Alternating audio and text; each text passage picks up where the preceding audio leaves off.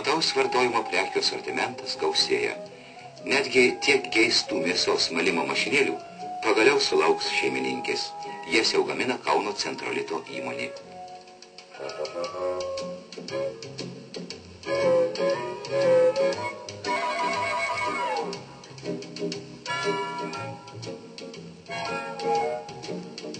Tauragiečiai išleidžia automobilių sargą.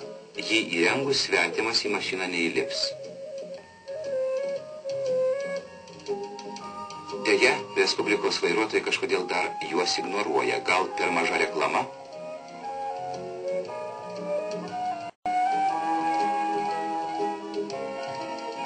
Tačiau yra gaminių, kurie ilgai dėl kitų priežasčių užsiguli parduotuvių vitrinose. Pas mus yra labai įvairus vakavimo mašinėlių asortimentas. Odesos, Vilniaus, Kauno, Ivanovo.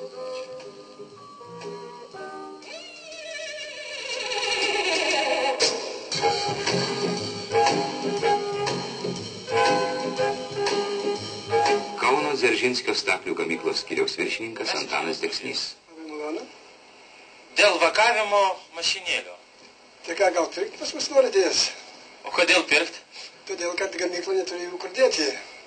Nuo 1969 metų šių mašinėlių apie 3000 štukų likę nerealizuotų ir neturime joms paklausos. Lietprekybos bazės vyriausias prekių žinovas.